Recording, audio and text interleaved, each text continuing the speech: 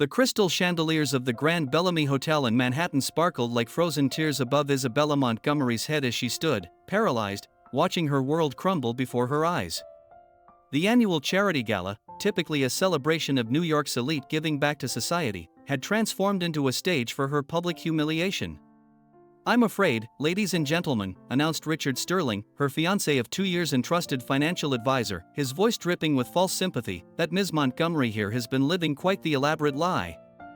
His perfectly tailored tuxedo and shark-like smile made him look more predatory than ever. "The Montgomery fortune she claims? Gone.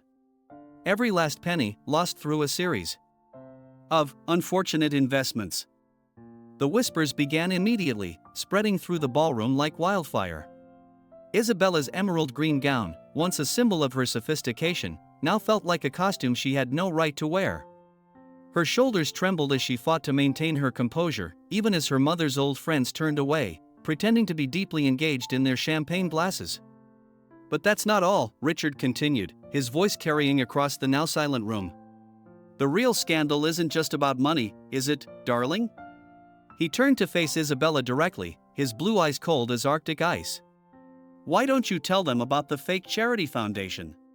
The one you've been using to embezzle funds?" Isabella's heart stopped. "That's not true," she whispered, but her voice was lost in the growing murmurs of shock and disapproval. She knew exactly what Richard had done. He had somehow transferred the foundation's funds into offshore accounts, leaving her to take the fall. The foundation her late father had established, dedicated to providing education for underprivileged children, was now being painted as her personal piggy bank.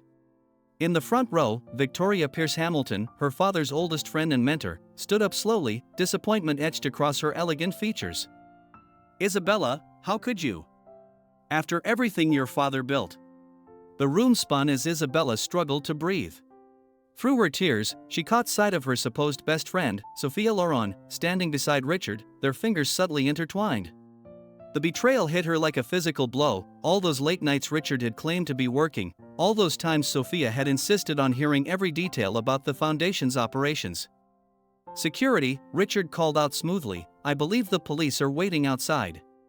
"We wouldn't want Ms. Montgomery to leave before they arrive, would we?" As two uniformed guards approached, Isabella felt a gentle hand on her elbow. She turned to find James Carter, the hotel's head of security, looking at her with unexpected kindness in his warm brown eyes. "This way, miss," he murmured, leading her not toward the main entrance where police lights were already flashing, but toward a service corridor. "Why?" she managed to ask as he guided her through the maze-like basement of the hotel. "Because I worked with your father for 15 years, James replied quietly, "and Thomas Montgomery would never have raised a daughter capable of what they're accusing you of." "There's more to this story, isn't there?" Isabella nodded, tears flowing freely now. "The foundation's records. Richard had exclusive access. He must have." She couldn't continue, the weight of everything crashing down on her. James pressed a set of keys into her hand. "My sister's apartment in Brooklyn. She's away for 6 months teaching in Europe. It's not much, but it's safe." He scribbled an address on a piece of paper. "Figure out what really happened, Ms. Montgomery. Your father deserved better than this, and so do you." As Isabella slipped into the back of a taxi 20 minutes later, her designer gown hidden under James's spare security jacket, she caught one last glimpse of the hotel where her life had just imploded. Through her tears, she made a silent promise to her father's memory: she would uncover the truth, no matter what it took. In the modest Brooklyn apartment that would become her sanctuary, Isabella kicked off her $1,000 heels and sank to the floor. Her phone buzzed incessantly with news alerts and messages, each one a fresh reminder of her fall from grace. But among the chaos, one text caught her eye, an unknown number with a cryptic message. "Your father knew this day might come. Tomorrow, 9 a.m., Riverside Cemetery, Plot 217. Come alone. There's something you need to see." Isabella stared at the message until her vision blurred. In the distance, sirens wailed, and she wondered if they were searching for her. But beneath her fear and devastation, a small flame of determination began to flicker. They had taken everything from her: her reputation, her fortune, her friends. But they hadn't taken her father's truth, and that was what she would fight to protect. As dawn broke over Brooklyn, Isabella Montgomery, the fallen heiress of Manhattan's elite, finally drifted into an uneasy sleep, her dreams filled with betrayal, hidden truths, and the mystery that awaited her at Plot 217. Little did she know, her journey to reclaim her life was just beginning, and the path ahead would reveal secrets that would shake New York society to its core. The morning mist clung to the headstones of Riverside Cemetery like ghostly shrouds as Isabella made her way through the winding paths. Her father's grave, Plot 217, stood beneath an ancient oak tree, its branches reaching toward the gray Manhattan sky like gnarled fingers.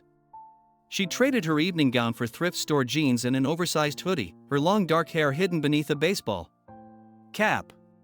"I was starting to worry you wouldn't come," a gravelly voice spoke from behind her. Isabella spun around to find an elderly man emerging from behind the oak tree. His weathered face and sharp eyes seemed vaguely familiar. "Who are you?" "Walter Green," he replied, adjusting his wire-rimmed glasses. "I was your father's personal attorney for 30 years, though Richard Sterling made sure I was quietly dismissed after Thomas's death." Isabella's heart raced. "You sent the message?" Walter nodded, producing an old leather briefcase. "Your father knew Richard couldn't be trusted. He left something for you, but it had to be delivered under specific circumstances." He glanced around nervously. "We don't have much time. They're watching your usual haunts."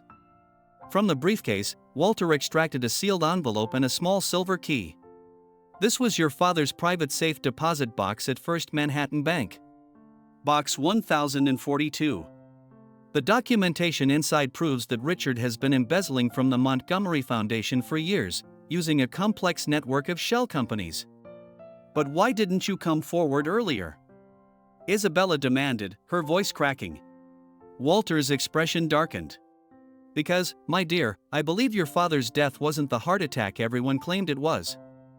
I've been gathering evidence, waiting for the right moment. Richard Sterling is more dangerous than you know." A twig snapped nearby, making them both jump. "Someone's coming," Walter whispered urgently. "Take these and go. But be careful, the bank is probably being watched. And whatever you do, don't trust Sophia Loren. She's been working with Richard since before your father died." Before Isabella could respond, Walter melted back into the morning mist, leaving her clutching the envelope and key. She quickly tucked them into her hoodie pocket and pretended to be arranging flowers at her father's grave as a groundskeeper passed by. Back in the Brooklyn apartment, Isabella spread the contents of the envelope across the small kitchen table. Financial records, offshore account numbers, and a handwritten letter from her father dated just days before his death. Her hands trembled as she read. "My dearest Isabella, if you're reading this, my worst fears have come true. Richard Sterling isn't who he claims to be. His real name is Marcus Blackwood, and 15 years ago, he orchestrated a similar scheme that destroyed another family's foundation in Boston. He changed his identity and has been planning this for years. I've been collecting evidence, but if anything happens to me, you must be careful. The proof you need is in a second safe deposit box at the Savings Bank of Westchester, under your mother's maiden name, Claire Anderson. The key is hidden in plain sight, in the music box I gave you for your 16th birthday.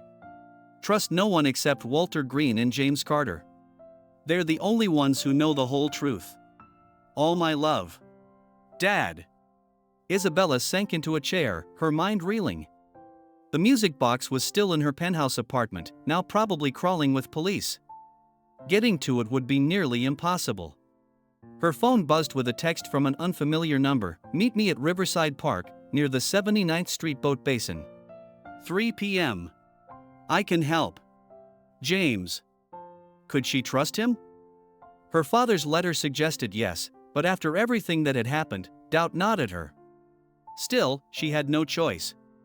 She needed allies. The afternoon sun had burned away the morning mist when Isabella arrived at the park, her heart pounding with every step. James Carter was already there, sitting on a bench overlooking the Hudson River, dressed in civilian clothes. "I've been doing some digging," he said without preamble as she sat beside him. "Richard's security company has taken over all the Montgomery properties. They're searching for something." "The music box," Isabella whispered, then told him about her father's letter. James nodded grimly. "I can get you into the penthouse tonight. The night shift guard owes me a favor. But we'll have exactly 7 minutes between security sweeps. Why are you risking your job to help me? James was quiet for a moment, watching the boats on the river. Because 15 years ago in Boston, my sister worked for the Blackwood victims. She tried to expose the fraud and ended up dead in a car accident. I've been tracking Marcus Blackwood, or Richard Sterling, as he calls himself now, ever since. Isabella felt a chill despite the warm afternoon. You knew who he was all along? I suspected, but I couldn't prove it. Your father hired me at the hotel because he knew my background. He was gathering evidence, trying to protect you. James checked his watch. We need to move fast. Richard's planning to transfer the foundation's remaining assets offshore tomorrow morning. As they formulated their plan, Isabella caught a glimpse of a familiar figure hurrying along the riverside path, Sophia, wearing large sunglasses and looking nervously over her shoulder. Before Isabella could duck away, their eyes met. For a moment, time seemed to freeze. Then Sophia turned and ran, pulling out her phone as she disappeared around a corner. We've been made, James said urgently, grabbing Isabella's arm. We need to change locations. Now. As they hurried through the park, weaving through crowds of afternoon joggers and dog walkers, Isabella's mind raced. The music box, the second safe deposit box, Richard's true identity, all the pieces were starting to come together. But with Sophia alerting Richard to her whereabouts, the clock was ticking faster than ever. She had less than 12 hours to break into her own home, find the music box, and uncover the evidence that would expose Richard's crimes. And somewhere in the back of her mind, a terrifying question began to form. If Richard had killed her father, how far would he go to keep his secrets buried? Under the cover of darkness, Isabella and James approached the Montgomery penthouse through the service entrance. Her heart pounded so loudly she feared it would give them away. The night guard, true to James's word, buzzed them in with a subtle nod. 7 minutes, James whispered, checking his watch. Not a second more. The service elevator felt painfully slow as it climbed to the penthouse floor. Isabella's home, once a sanctuary of comfort, now felt like enemy territory. The doors opened to darkness, broken only by the city lights streaming through floor-to-ceiling windows. The music box, Isabella breathed, moving swiftly through the familiar space. It's in my bedroom. They crossed the living room, where just weeks ago she'd hosted a charity dinner with Richard by her side. Every shadow seemed to hide a threat, every creak of the floorboards made her jump. Her bedroom door stood slightly ajar, exactly as she hadn't left it. Someone's been searching, James noted, scanning the room with practiced eyes. The drawers were subtly out of alignment, the closet door not quite closed. Isabella went straight to her vanity, where the delicate silver music box had sat for years. Her hands trembled as she lifted it, the familiar melody beginning to play as she opened the lid. Amazing Grace tinkled softly through the room. Hurry, James urged, keeping watch at the door.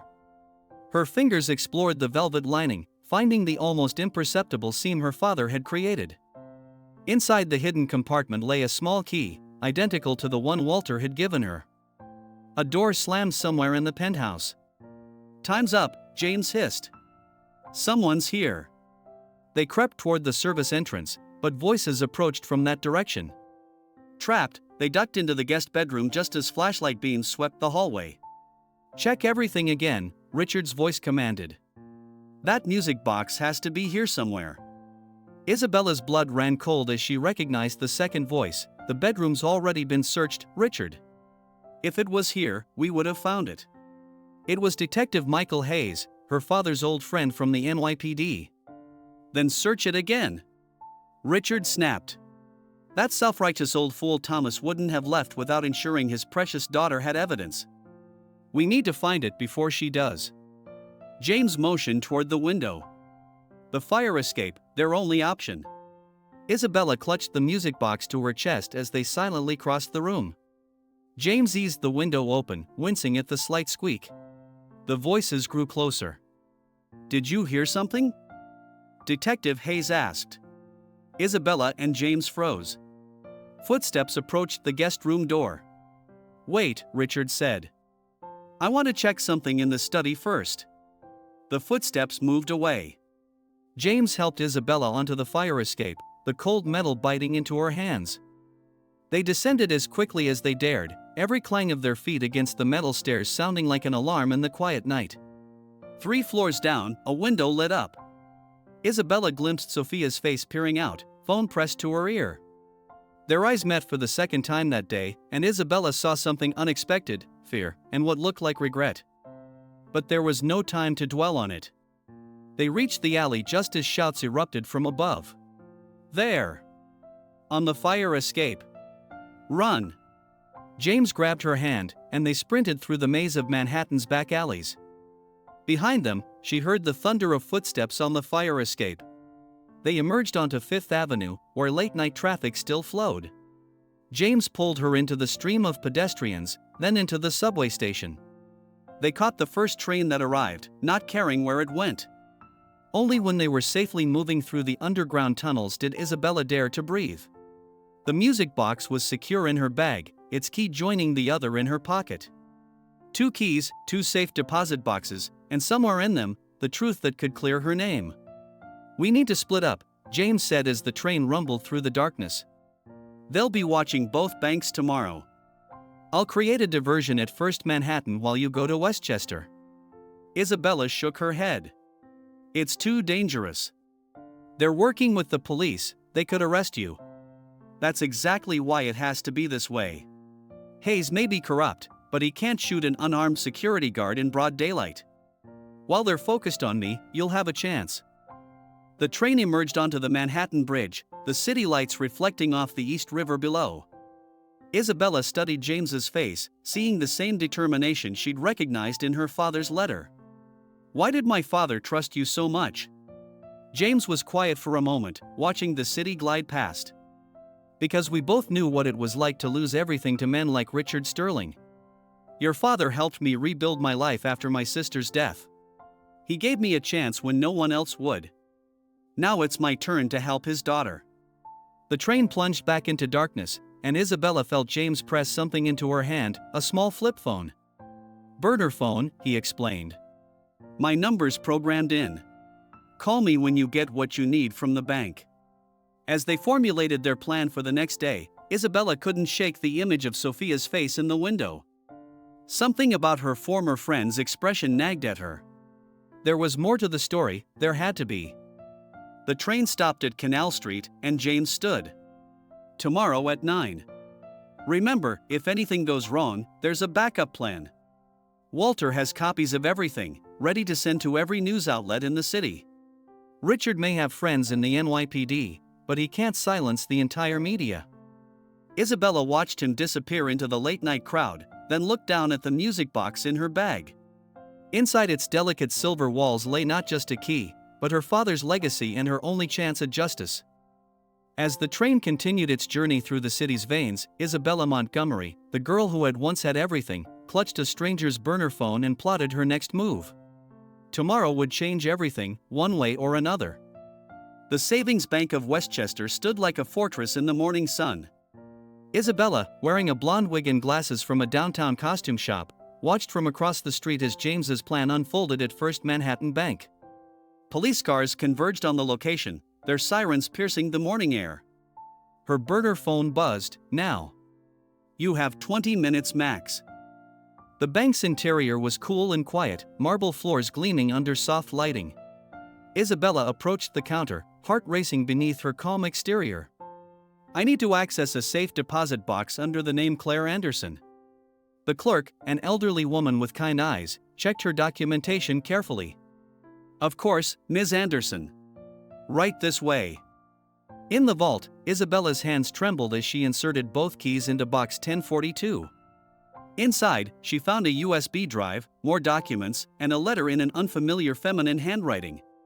Her breath caught. It wasn't her father's writing. "My dearest Isabella.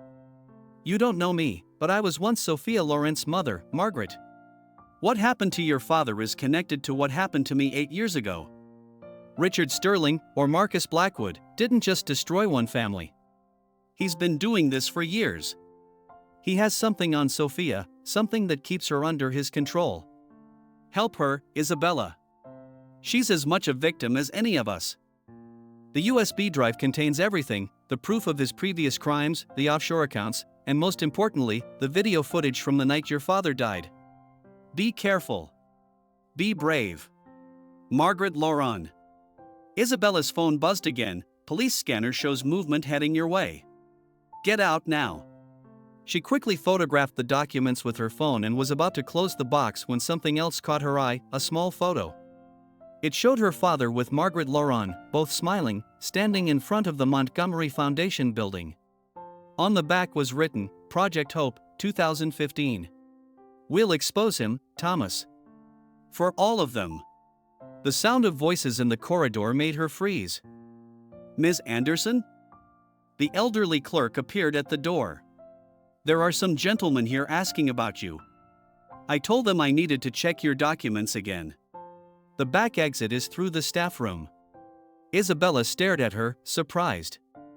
The clerk winked. I knew your mother, Claire. She was a good woman. Now hurry. Minutes later, Isabella slipped through the bank's employee entrance into a service alley, clutching her precious cargo. She'd gone only a few steps when a familiar voice stopped her cold. Hello, Bella. Sophia stepped out of the shadows, using the old nickname from their college days. She looked terrible, mascara smudged, designer clothes wrinkled. Isabella backed away. How did you find you? I've been watching the bank since dawn. Sophia's voice cracked. I saw my mother's letter. Richard, he has my brother. Tommy's just 16. He said he'd hurt him if I didn't help. Your mother's letter mentioned. She tried to expose Richard years ago. The car accident that killed her? It wasn't an accident. Tears streamed down Sophia's face. I'm so sorry, Isabella. I never wanted to hurt you. But Tommy. Footsteps echoed from both ends of the alley. They were trapped.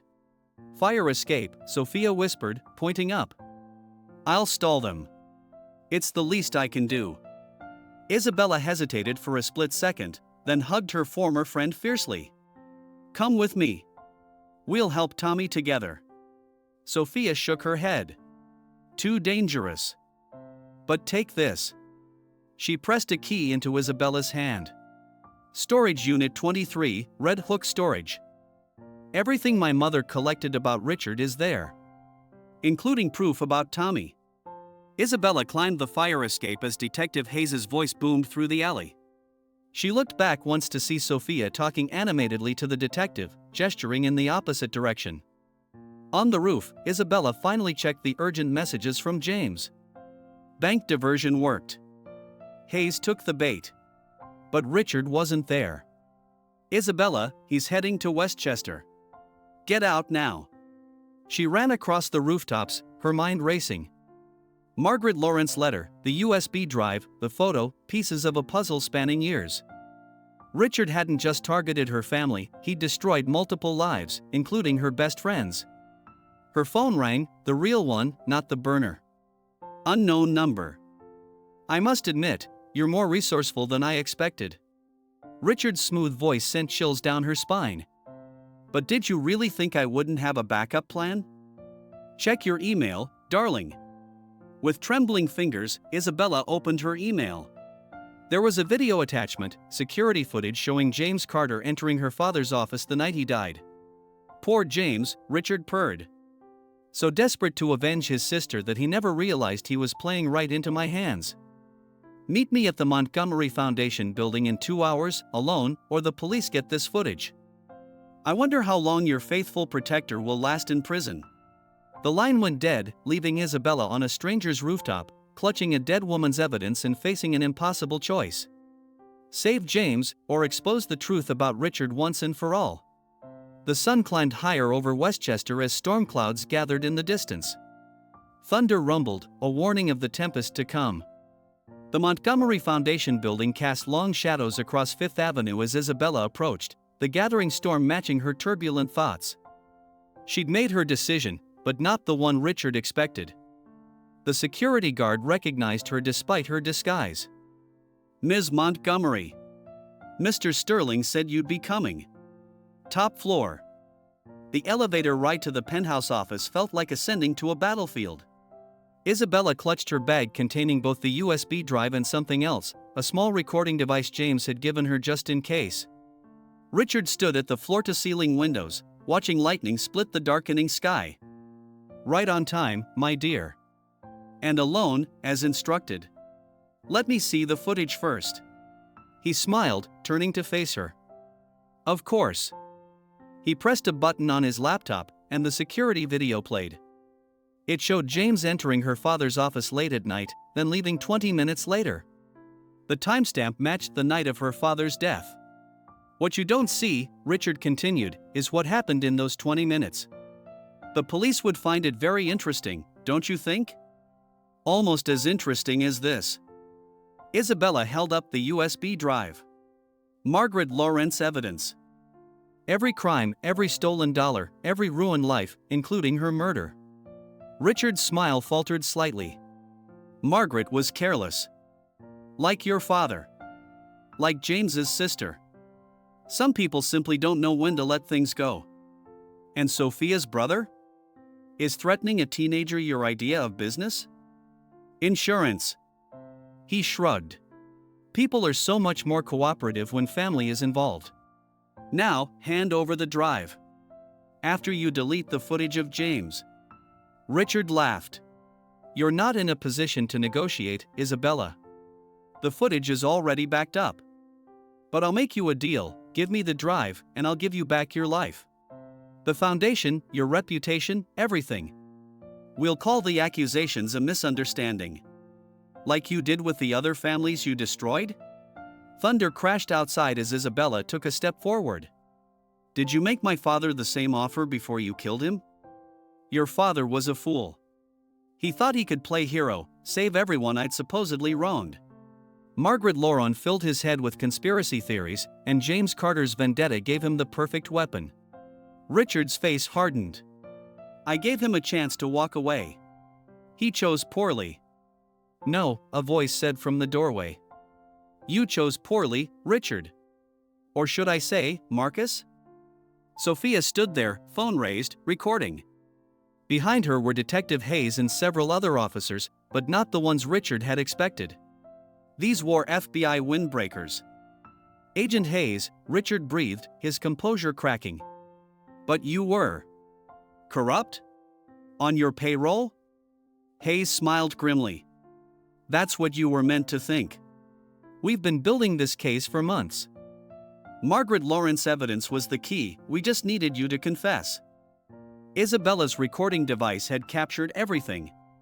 As the FBI agents moved in, she saw James appear in the doorway, very much alive and free.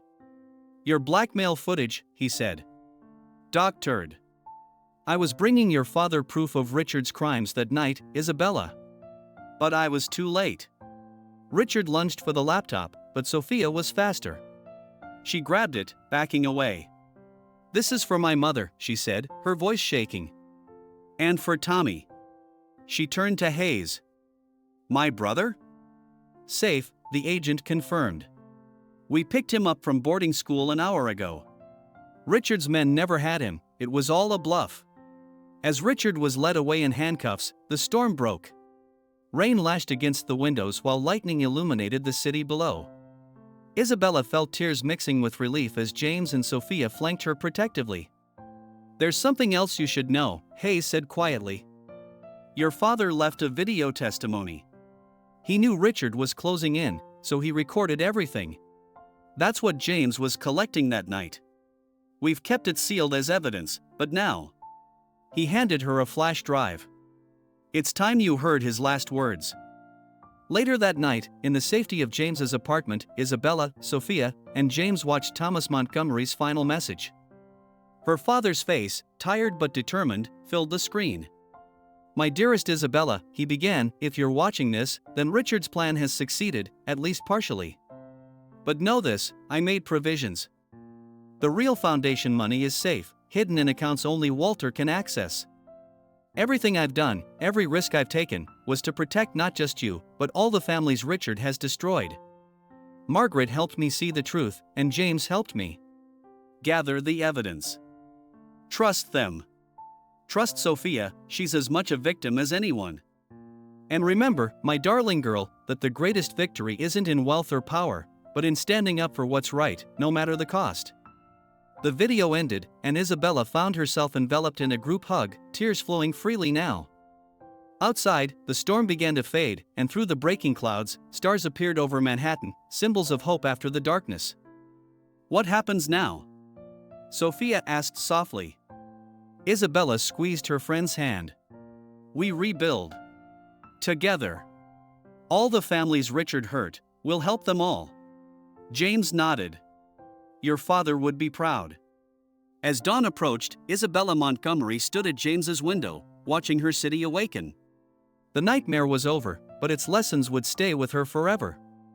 Truth, justice, and loyalty had won out over greed and deception. And somewhere, she knew, her father was smiling. 1 month after Richard Sterling's arrest, Isabella stood at the podium in the renovated Montgomery Foundation building. The press conference room was packed with journalists, victims' families, and supporters. The morning sun streamed through new windows, symbolizing the fresh start they'd all been waiting for. "Today," Isabella began, her voice strong and clear, "we're not just reopening the Montgomery Foundation. We're launching the Phoenix Project, a joint initiative to help all families affected by financial fraud and corporate corruption." In the front row, Sophia sat beside her brother Tommy, their hands clasped tightly.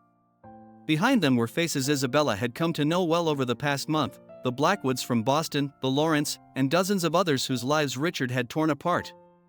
"My father believed that true wealth lies not in money, but in how we help others," Isabella continued. "Thanks to his foresight, and the brave actions of Margaret Loron, we've recovered not just the Montgomery Foundation's assets, but funds from all of Richard Sterling's schemes." James stood at the back of the room, arms crossed, a quiet smile on his face. Their relationship had grown deeper through the aftermath of the crisis, though neither had put words to their feelings yet. "The Phoenix Project will provide legal support, financial counseling, and rehabilitation programs," Isabella explained. "But more importantly, it will create a network of survivors helping survivors. Because we're stronger together than we ever were alone." After the press conference, Isabella retreated to her father's old office, now hers. The space had been transformed, the heavy wooden furniture replaced with modern pieces that let in more light. But she'd kept his old chess set, a reminder of the strategic mind that had outmaneuvered Richard even from beyond the grave. A knock at the door revealed Agent Hayes. "Quite a turnout," he said, settling into a chair. "The bureau's impressed. We're already getting calls from other fraud victims wanting to work with your program. Any news on Richard's appeals?" Hayes shook his head. "His lawyers are trying, but the evidence is overwhelming. Between your father's video, Margaret's documentation, and his own confession, he's looking at 30 years minimum." Another knock interrupted them. Walter Green entered, looking more energetic than Isabella had ever seen him. "The first round of restitution payments is ready," he announced. "Every family will have their core assets restored by month's end."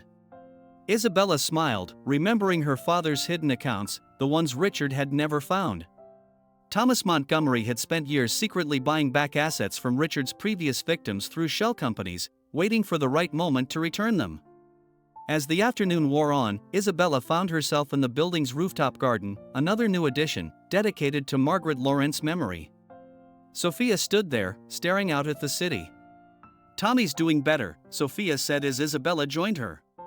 "The trauma counseling is helping. He's talking about college again." "And you?" Sophia turned, tears in her eyes. "I keep thinking about Mom. She'd love this, all these families helping each other. The Phoenix Rising. She helped make it possible," Isabella reminded her. "Without her evidence." "I know. I just wish." Sophia wiped her eyes. "James is good for you, by the way. I see how he looks at you." Isabella felt her cheeks warm. "We're just friends?" Sophia laughed. "Please. He's been in love with you since that night at the gala. Anyone can see it." Before Isabella could respond, her phone buzzed, a message from James himself. "Dinner tonight? There's something I need to tell you." Her heart fluttered as she typed back, "Yes." The rest of the afternoon passed in a blur of meetings and paperwork. By evening, Isabella found herself in a quiet restaurant in Greenwich Village, sitting across from James Carter. "I've been offered a job," he said after they ordered. "Head of security for the Phoenix Project. Full oversight of protecting all the families in the program." Isabella's breath caught. "You're staying?" James reached across the table, taking her hand. "I've spent 8 years chasing the past, wanting revenge for my sister. But these past weeks, working with you, with all these families, I've found something better. A chance to prevent what happened to her from happening to anyone else." "And is that the only reason you're staying?" Isabella asked softly. In answer, James stood, walked to her side of the table, and kissed her. The restaurant faded away, and for a moment, all the pain and struggle of the past months seemed worth it, leading to this perfect moment. When they finally parted, James rested his forehead against hers. "I love you, Isabella Montgomery. Your strength, your compassion, your determination to help others, I fall more in love with you every day." "I love you too," she whispered, realizing she'd known it since that night he helped her escape the gala. Later, walking hand in hand through Washington Square Park, they talked about the future, not just theirs, but the future of all the lives they could help through the Phoenix Project. "Your father would be proud," James said, squeezing her hand. "You've turned his legacy into something even greater than he imagined." Isabella looked up at the stars, thinking of her father's last message. He'd been right, the greatest victory wasn't in wealth or power, but in standing up for what was right. And in finding love, friendship, and purpose along the way. 6 months into their relationship, Isabella and James faced their first real challenge. It came in the form of a letter, delivered to the Phoenix Project offices on a crisp autumn morning. "I know what really happened the night Thomas Montgomery died. Meet me at the old Westbrook Cemetery. Midnight. Come alone." The handwriting was hauntingly familiar. It matched the notes in Richard Sterling's private journals, which had been seized during his arrest. But Richard was in maximum security prison. "Impossible. It's a trap," James insisted, pacing Isabella's office. "We need to inform Agent Hayes. If someone knows something about my father's death." Isabella held up the letter. "The case is closed, James. The FBI won't reopen it for an anonymous note." "Then I'm coming with you." The note says alone. Their first real argument erupted, ending with James storming out. But he returned an hour later, his face softened with worry. "I can't lose you," he said simply. "Not like I lost Sarah." They compromised. James would wait nearby with a team, while Isabella made the initial contact. As midnight approached, the old cemetery felt like a scene from a Gothic novel, fog rolling between the headstones. A figure emerged from the shadows, tall, elegant, female. "Hello, Isabella." "Mrs. Sterling?" Isabella gasped, recognizing Richard's mother, Victoria Sterling, whom she'd met only once at a charity gala years ago. "I've been following your Phoenix Project," Victoria said, her voice carrying years of resignation. "You're doing good work. But there's something you need to know." She pulled out an old phone. "I found this in Richard's study after his arrest. It contains a video from the night your father died." The phone's screen flickered to life, showing security footage Isabella had never seen. Her father in his office, confronting Richard. But there was someone else there, a shadowy figure in the background. "Stop." James's voice cut through the darkness as he emerged from his hiding place. "That's enough, Victoria." "James?" Isabella turned to him, seeing something strange in his expression. "What's going on?" "The figure in the background," Victoria said softly. "It's your sister Sarah, isn't it, Mr. Carter?" Isabella's world tilted. "Sarah? But she died." "No," James whispered. "She faked her death. To escape Richard. But he found her anyway, used her to get to your father." His voice cracked. "I couldn't tell you. She made me promise." The revelation hit Isabella like a physical blow. "All this time, Sarah worked for Richard briefly," Victoria explained. "Before she discovered what he really was. She tried to expose him, just like Margaret Lauron. But instead of killing her, Richard blackmailed her into helping him. That night, she was supposed to convince your father to sign over the foundation. When he refused, Richard killed him anyway, James finished. Sarah couldn't stop it. She's been in hiding ever since, racked with guilt. Victoria handed Isabella a sealed envelope. This is her current location. She wants to come forward, testify about everything. But she needed you to understand first. Why James protected her. Why he couldn't tell you. Isabella stared at the envelope, her hands trembling. The past 6 months of happiness with James seemed to waver like the fog around them. Why now? Because of you, Victoria said. The Phoenix Project, helping other victims? Sarah sees a chance for redemption. And she glanced at James. She wants her brother to be happy. Really happy, without secrets. Dawn found Isabella and James in a small diner in Connecticut, waiting. The bell above the door chimed, and a woman entered, mid-30s, dark hair streaked with gray, James's eyes in a face lined with guilt and fear. "Hello, little brother," Sarah Carter said softly. "Hello, Isabella. I believe I owe you both quite an explanation." As Sarah told her story, the full story, Isabella felt the pieces of the past shifting, forming a new picture. Of Richard's cruel manipulation, of Sarah's desperate attempts to protect both her brother and the Montgomerys, of the terrible choice she faced that fatal night. "I understand if you can't forgive me," Sarah finished, her coffee long cold. "Either of you."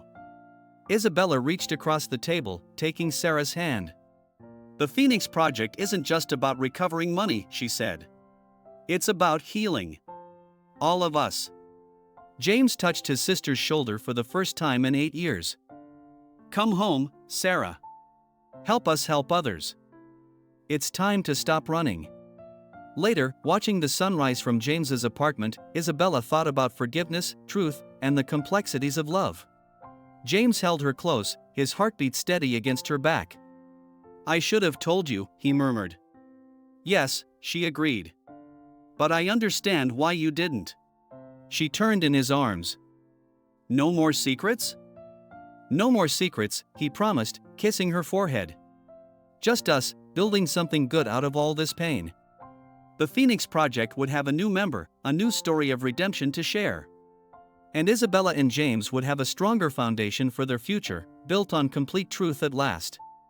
1 year after Richard Sterling's arrest, Isabella sat in the federal courthouse, gripping James's hand as Sarah took the stand.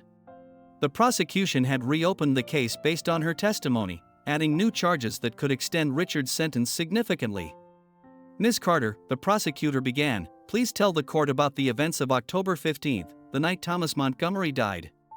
Sarah's voice trembled but grew stronger as she recounted that fatal night. The jury listened intently as she described Richard's manipulation, the threats against her brother, and her own desperate attempt to warn Thomas Montgomery. "He told me to run," Sarah testified, tears streaming down her face. "Mr. Montgomery said he had evidence that would protect everyone, that I should go into hiding until it was safe. But Richard, he'd already planned everything."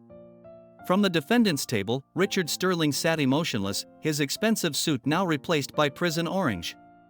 His mother, Victoria, watched from the back row, her face a mask of composed grief. During a court recess, Isabella found herself in the bathroom, splashing cold water on her face. The door opened, and Victoria Sterling entered. "He was not always like this," Victoria said quietly. "There was a time when Richard was a good man, before ambition corrupted him. I failed him as a mother." Isabella dried her hands. "We all have choices, Mrs. Sterling. Richard made his." "Yes," Victoria agreed. "And now I must make mine." She pulled out a USB drive. "This contains recordings of every conversation I had with Richard after his arrest. He confessed everything to me, thinking mother-son conversations were privileged. They're not." Back in the courtroom, Richard's face finally showed emotion, shock and betrayal, as his mother's recordings played. His detailed confessions, not just about Thomas Montgomery's murder, but about every crime, every victim, every calculated move. The trial lasted 2 weeks. When the verdict came down, guilty on all counts, with an additional 30 years added to his sentence. Richard looked at his mother only once, his eyes cold with hatred. "You did the right thing," Isabella told Victoria afterward. "I know," she replied softly. "Too late for Richard, but perhaps in time for myself." That evening, at the small celebration gathering in James's apartment, Sarah proposed a toast. "To truth," she said, "no matter how long it takes to come out." Isabella looked around the room, at Sophia and Tommy, at Victoria Sterling finding unexpected friendship with Walter Green, at Agent Hayes chatting with her father's old colleagues. Family, she realized, came in many forms. Later that night, James led her to the rooftop garden he'd secretly installed. Fairy lights twinkled among the plants, and in the center stood a small table set for two. "I'd been wanting to do this for weeks," he said, "but I needed everything to be perfect." He took her hands in his. "Isabella Montgomery, this past year has been full of trials, tears, and revelations. But through it all, my love for you has only grown stronger." Isabella's heart raced as James knelt down, producing a vintage ring box. "This was my grandmother's," he said, opening it to reveal a stunning Art Deco diamond ring. "Like us, it has a history, but its beauty only grows with time." "James," she whispered. "Will you marry me, Isabella? Will you help me build a future where justice and love triumph over greed and deception? Where we can help others find their way out of darkness?" "Yes," she breathed, tears of joy streaming down her face. 1,000 times yes. The ring slipped perfectly onto her finger, as if it had been waiting for this moment all along. As they kissed under the stars, the city lights twinkling below, Isabella felt her father's presence, his approval warming her heart. Sarah appeared at the rooftop door, then quickly backed away, grinning. But Isabella called her over, along with Sophia and Tommy, who were trying to hide behind planters. "Family doesn't hide in shadows anymore," Isabella declared, holding up her ring. "We celebrate in the light." As their loved ones gathered around with congratulations and champagne, Isabella and James shared a knowing look. Their journey had been marked by darkness, but their future would be built on truth, justice, and unwavering love. The Phoenix Project would soon have two official leaders, bound together not just by their past struggles, but by their commitment to helping others rise from their own ashes. And somewhere, Thomas Montgomery and Sarah Carter's murdered colleagues smiled down on this union of hearts and purpose. The spring wedding of Isabella Montgomery and James Carter became more than just a union of two hearts, it transformed into a symbol of hope for all the families touched by the Phoenix Project. The ceremony was held in the rooftop garden of the Montgomery Foundation building, now blooming with fresh flowers and new beginnings. Isabella wore her mother's restored vintage wedding gown, updated with delicate modern touches. As she walked down the aisle, accompanied by Walter Green, she saw her entire journey reflected in the faces of those gathered. Sophia, her maid of honor, beamed through happy tears.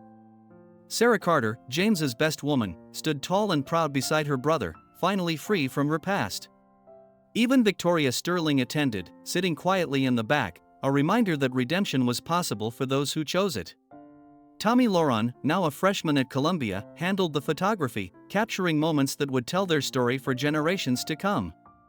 Love, Agent Hayes began, having gotten ordained specifically for this occasion, is not just about the joy we share in good times.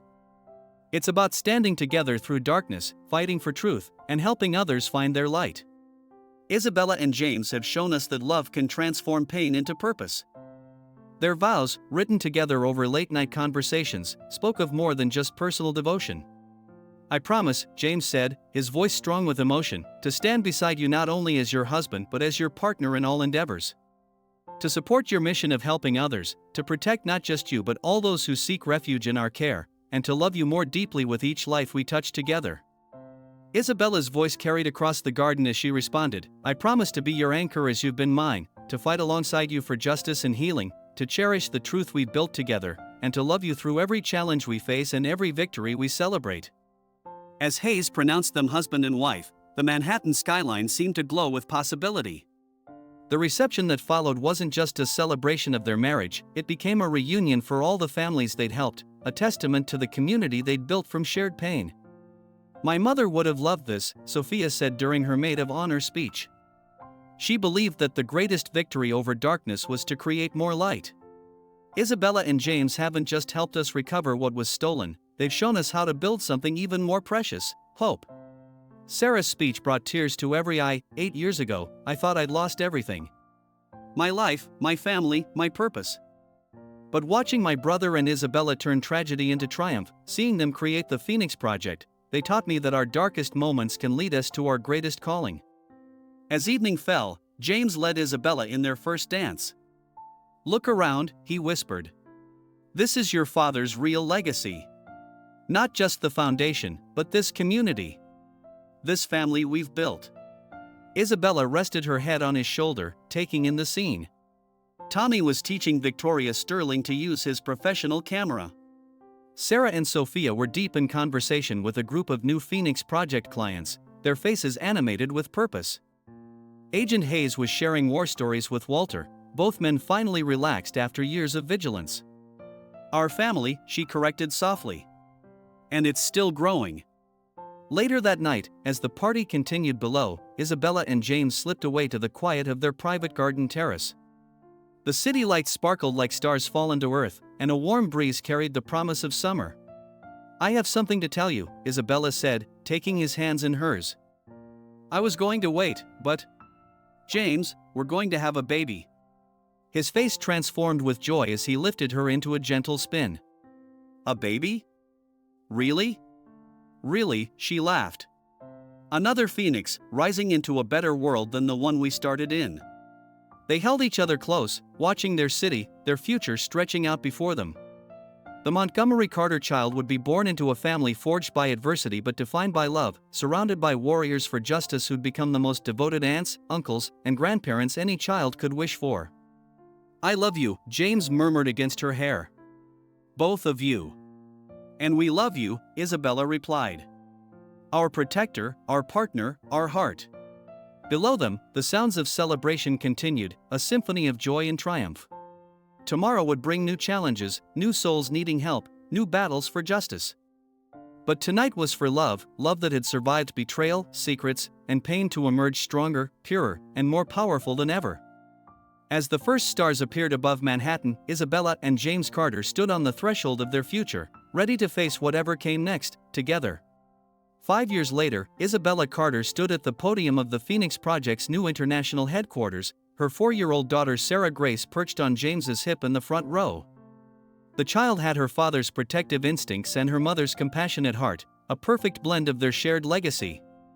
Today marks not just the 5th anniversary of the Phoenix Project, Isabella began, but a new chapter in our mission. With centers opening in London, Tokyo, and Sydney, we're taking our fight for justice global. The audience included familiar faces and new ones: Sophia Loren, now the project's legal director; Tommy, a recent law school graduate; Sarah Carter Hayes, who had surprised everyone, including herself, by falling in love with and marrying Agent Hayes; and Victoria Sterling, who had transformed the Sterling fortune into the project's largest charitable endowment. When my father dreamed of helping others, he couldn't have imagined how far the dream would reach, Isabella continued. In 5 years, we've helped over 10,000 families recover from financial fraud and corporate corruption. But more importantly, we've created a worldwide network of survivors helping survivors. James stepped forward, little Sarah Grace now attempting to straighten his tie. Our latest initiative, he announced, is the Thomas Montgomery Scholarship Fund, providing education for children whose families have been victims of financial crimes. Because the best way to prevent future fraud is to empower the next generation. The ceremony continued with testimonials from families they'd helped, including a video message from Richard Sterling himself. Prison had aged him, but there was something different in his eyes, a hint of remorse, perhaps even wisdom. My biggest crime, Richard said on screen, wasn't stealing money. It was stealing hope. Isabella and James Carter didn't just restore what was taken, they gave people back their faith in humanity. That's a power greater than any fortune. Later that evening, at the rooftop garden where they'd married, the extended Phoenix family gathered for a private celebration. Little Sarah Grace chased her cousins, Sophia's twins and Sarah Hayes' toddler, through the flowers, their laughter a melody of innocence restored. Remember when this all started? Sophia mused, watching the children play. That horrible night at the gala? Feels like another lifetime, Isabella agreed, one hand resting on her growing belly. Their second child, a boy they planned to name Thomas James, was due in 3 months. Victoria Sterling approached, carrying a leather-bound album. "I found these in Richard's old storage unit," she said softly. "Photos of all his victims' families, before. I thought maybe they should have them back." James examined the album, his protective instincts still sharp. "We'll distribute them through the project. Give people back pieces of their past while we help them build their future." As sunset painted the Manhattan skyline in shades of gold and pink, Isabella gathered everyone for a toast. "To those we've lost," she began. "To those we've found," James added. "To those we've helped," Sophia continued. "And to those we have yet to reach," Sarah Hayes finished. "To the Phoenix," they all chorused, raising their glasses to the future they'd built from the ashes of their past. Later that night, after the guests had gone and Sarah Grace was asleep in her fairy tale bedroom, Isabella and James stood in their private garden. The same fairy lights from their engagement still twinkled among the plants, now joined by their daughter's carefully tended sunflowers. "Do you ever wonder," Isabella asked, leaning back against her husband's chest, "what Dad would think of all this?" James kissed her temple. "I think he'd say his daughter turned a family foundation into a global force for good, married a man who'd do anything to protect that mission, and raised a daughter who's already showing signs of carrying on that legacy. I'd say he'd be pretty proud." "We all would be," said a voice, and they turned to find Sarah Carter Hayes in the doorway. "Sorry to interrupt, but there's a call from our Tokyo office. Another family needs our help." Isabella and James shared a look of understanding. Their work was never done, but that's exactly how they wanted it. Every person they helped was another light in the darkness, another phoenix rising from the ashes. "Together?" James asked, offering his hand. "Always," Isabella replied, taking it. As they headed inside to take the call, Isabella caught a glimpse of their reflection in the glass doors, not just two people, but the embodiment of a legacy. A legacy built on love, fortified by truth, and dedicated to justice.